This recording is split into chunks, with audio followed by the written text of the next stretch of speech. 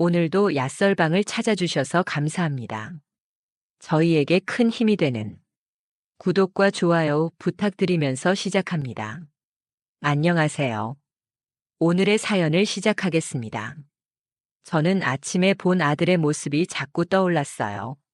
아침에 대학교 1학년에 재학 중인 아들을 깨우려고 이불을 들추다 보게 된 아들의 건강한 모습이 말입니다. 저는 그 아들과 요즘 거사를 치러는 중입니다. 아침에 아들의 건강한 모습을 보고 설레이던 마음이 점심시간이 다 된 지금도 진정되지 않고 있습니다. 저는 문득 오래전 아들인 성규가 나의 아들이 된 때가 떠올랐어요. 띠동갑의 남편과의 결혼 후 수차례 임신에 실패했고 산부인과 진단 결과 남편에게 문제가 있어서 아이를 영원히 가질 수 없다는 사실을 알게 되고 아들을 입양하기로 결정했습니다. 입양 기관을 통해 만난 지금의 아들은 너무나 귀엽고 사랑스러운 아이였어요. 성규의 친모는 자신의 처지와 편견에 두려움을 느껴 양육을 포기하고 성규를 입양 기관에 맡겨버린 것이었어요. 연한 금발머리와 파란 눈동자, 백설기같이 새하얀 피부의 어린 성규의 모습은 우리 부부의 시선을 빼앗기에 충분했습니다. 친모가 느낀 부담감을 우리 부부도 역시 가졌었지만 천사 같은 성규의 모습에 모든 것을 우리는 감내하기로 했었습니다. 성규를 키우는 과정에서 여러 가지 어려움도 많았지만 남편과 저의 헌신적인 사랑으로 아들은 명랑하고 건강하게 잘 자랐어요. 하지만 언제부터인가 아들에 대한 자신의 마음이 예전과는 달라졌다는 것을 알게 된 저는 요즘 힘든 나날을 보내고 있었어요.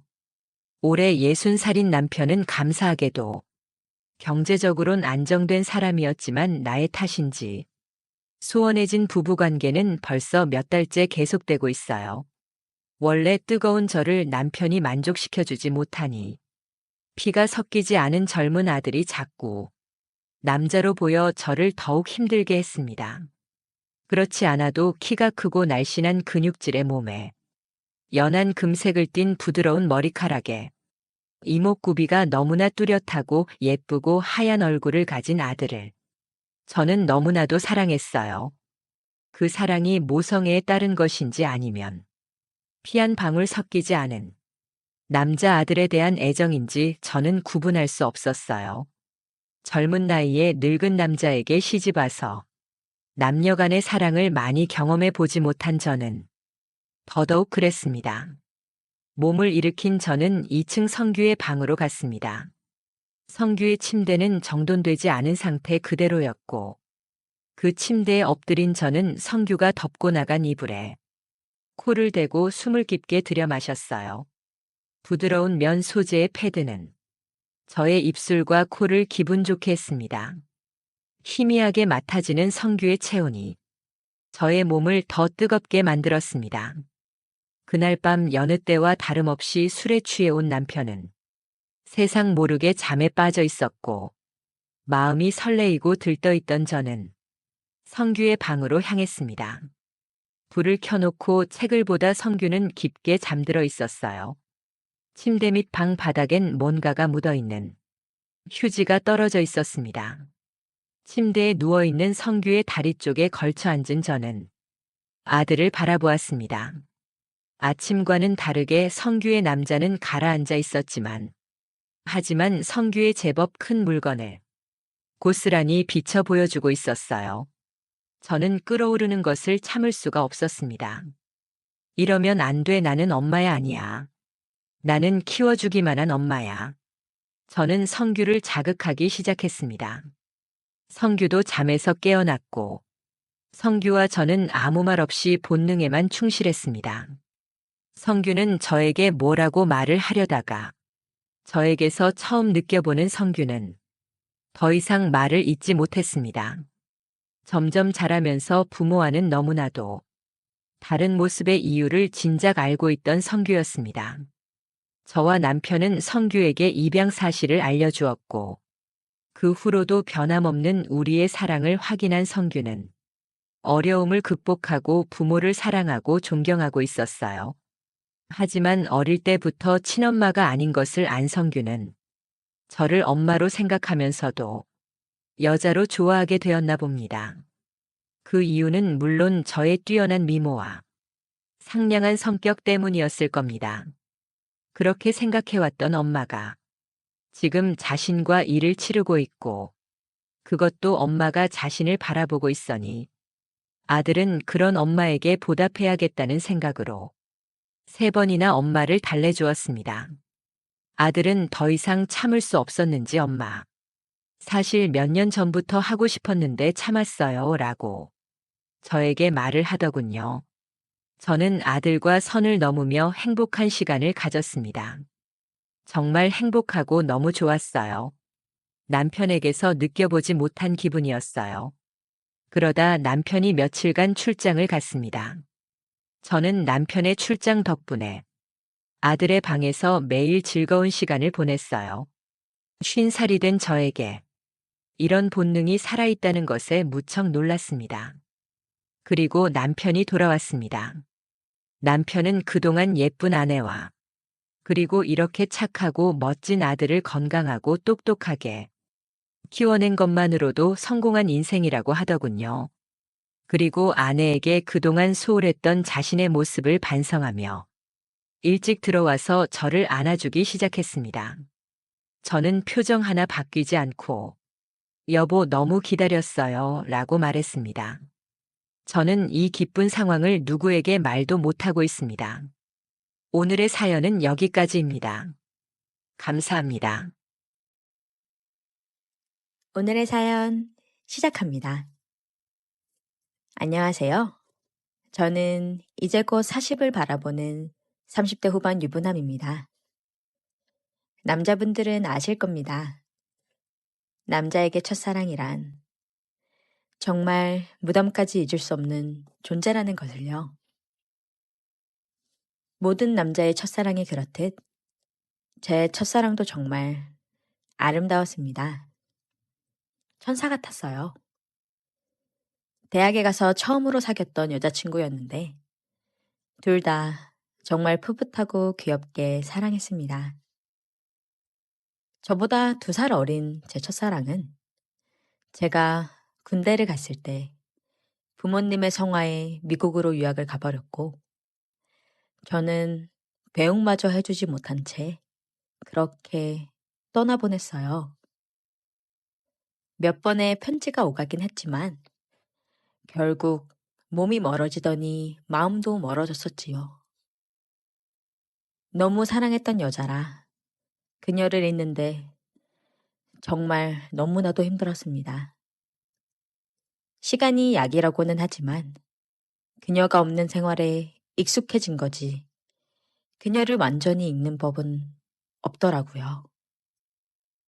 잘 살고 있는지 언제나 궁금했습니다.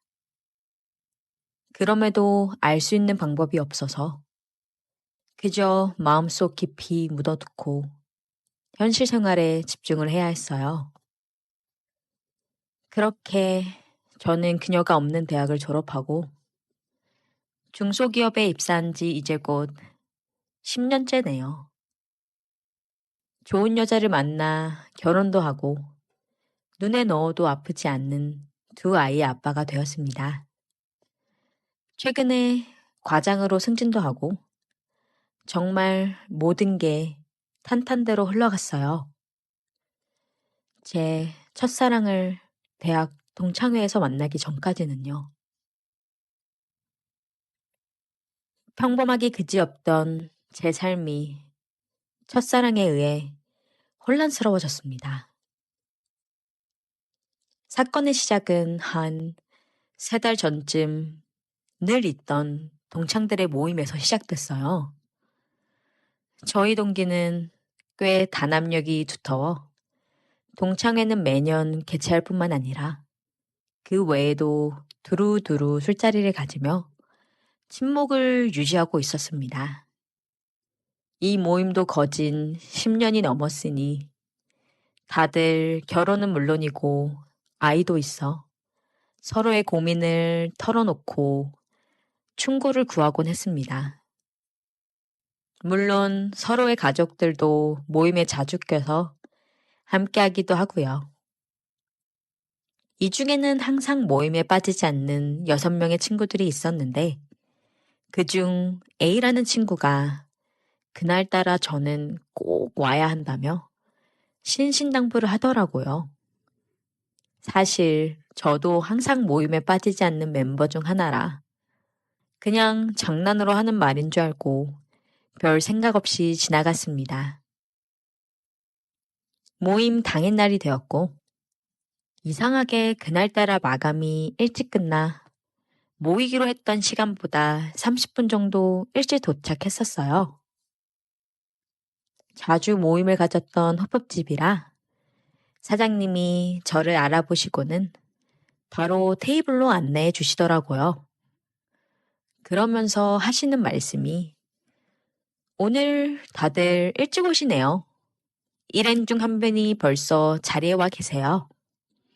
라고 하시는데 누구인지 의아해 할 틈도 없이 자리에 앉아있는 그녀가 보였습니다. 제 첫사랑 그녀요. 순간 제가 이제 헛것을 보는 건가 싶어서 자리에 앉지도 못한 채 그대로 서서 굳어버렸어요. 그러자 그녀가 일어나 제 앞으로 왔습니다. 오랜만이야, 오빠. 잘 지냈어? 제게 말을 거는 제 첫사랑은 거의 20년 만에 만났음에도 불구하고 정말 그대로였어요. 세월의 풍파를 맞은 건 저만의 일인 듯 그녀는 아직도 맑고 하얀 피부에 도톰하고 붉은 입술, 가녀린 체구. 달라진 거라고는 제 마지막 기억 속의 그녀는 검은색 긴 생머리였다면 지금의 그녀는 짧은 단발머리였습니다. 그래도 그녀는 한눈에 알아볼 수 있을 정도로 그대로였어요. 정말 그대로 아름다웠습니다. 그렇게 어영부영 자리에 앉자 그녀는 대뜸 그냥 얘기를 하더라고요. 유학을 간 뒤 쭉 미국에서 생활하다가 결혼까지 했는데 집안에서 맺어준 결혼이라 결국 마음이 맞지 않아 이혼 후에 미국 생활을 접고 한국에 오게 되었다고 하네요. 대학 졸업 후 A가 미국에 몇 번 놀러 갔었던 적이 있었는데 그때마다 만나서 같이 놀면서 계속 연락을 주고받고 있었다네요. 한국에 돌아온 후로는 제가 보고 싶어서 A에게 말을 하니 동창 모임에 한번 나와보는 게 어떻겠냐고 하길래 덥석 알겠다고 했다고 하네요. 첫사랑이 이런저런 얘기를 꺼내는 와중에 동창들이 하나둘씩 자리에 도착했고 다들 그녀를 알아보고는 반가워하며 거의 그녀의 환영 파티가 돼버리는 바람에 그녀와 단둘이 얘기를 하기는 어려웠습니다. 술도 오가면서 저도 그녀의 눈빛을 계속 마주쳤었어요.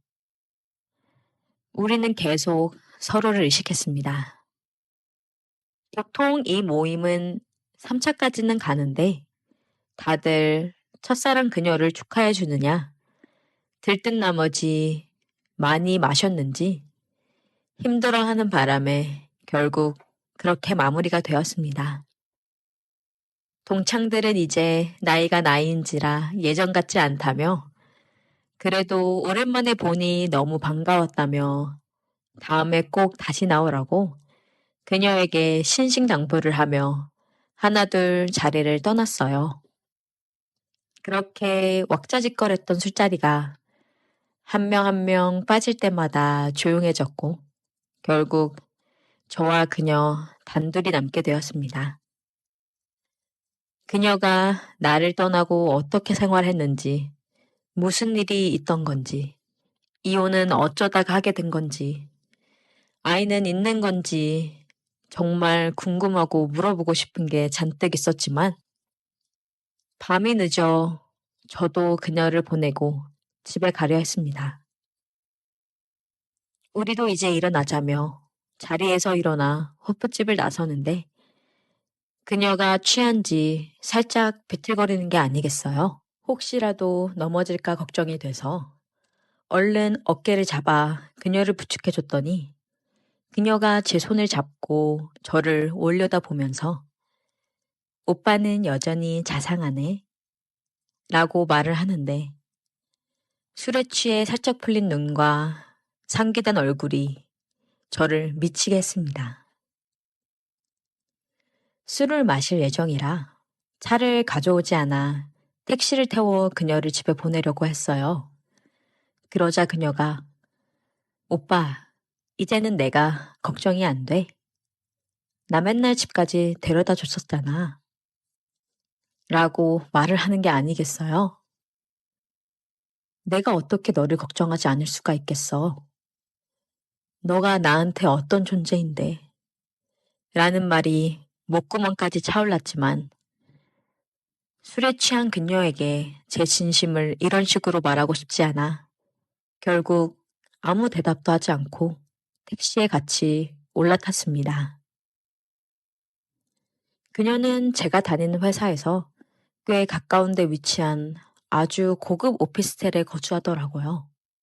엘리베이터에서 그녀의 허리를 감싸 부축하며 올라가는데 제 품에 안긴 그녀가 너무 가녀리고 제 눈아래에 있는 그녀의 얼굴은 볼만 빨갛게 달아오른 게 너무 귀여웠습니다.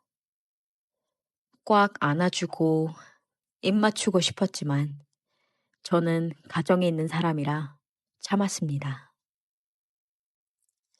그렇게 그녀의 집 앞에 도착했어요. 그녀는 저에게 비밀번호를 불러주며 문을 열어달라고 하더라고요. 당황스러웠지만 술에 취해 잘 안 보일 수도 있으니 문을 대신 열어주었습니다. 그리고 정말 거실 소파에 그녀를 앉히고 집에 갈 생각이었어요. 하지만 그녀가 오빠, 나 침대 라고 말하며 칭얼거리는데 그 모습이 또 너무 귀여워서 그녀를 안아 침대로 눕혔습니다. 그녀가 어깨에 두른 팔을 더 꽉 조이며 저를 뚫어져라 쳐다보더라고요. 분위기는 끈적해졌고 결국 그녀가 먼저 달려들었습니다. 제 위에 올라타더니 굶주린 듯 키스를 했어요. 자연스럽게 우린 서로의 옷을 벗겼고 그렇게 그녀의 침대는 우리들의 흔적으로 가득 채워졌어요. 그 후 잠든 그녀를 두고 저는 서둘러 집을 향했습니다. 시간을 보니 보통 모임에서 3차 후에 해산하는 시간과 비슷해서 저도 몰래 안심을 했어요. 집에 도착하여 침대에 잠든 아내를 보는데 미안한 마음은 들었지만 죄책감까진 들진 않았어요. 그저 다신 그런 실수를 하지 않겠다 스스로 다짐하며 제 아내를 꼭 안고 잠들었습니다. 그리고는 주말에 가족들과 함께 행복하게 시간을 보냈어요. 가정이 주는 안정감은 언제나 행복했습니다. 그리고 월요일이 되자 제 첫사랑에게 연락이 오기 시작했어요. 못다한 얘기가 많지 않냐며 집에서 같이 저녁 먹으면서 얘기하자고요. 집에서 만난다는 게 조금 꺼림직했지만 보는 눈도 있고 마침 집도 가깝고 해서 정말 얘기만 하려고 그녀의 집으로 갔습니다. 워낙에 고급 오피스텔이라 잊을 수가 없어서 주소를 묻지 않고도 바로 찾아갈 수 있었어요. 그녀의 집 앞에 도착하자 기다렸다는 듯 문이 열렸고 그녀는 짧은 실크 원피스 슬립을 입고 절 안으며 반기는데 그녀에게서 풍기는 향기마저 아찔했습니다. 그리고 그 순간 전 직감했어요. 오늘도 저는 그녀의 유혹에 넘어갈 거라고. 그녀가 미리 차려준 저녁을 먹으며 이런저런 얘기를 나눴습니다.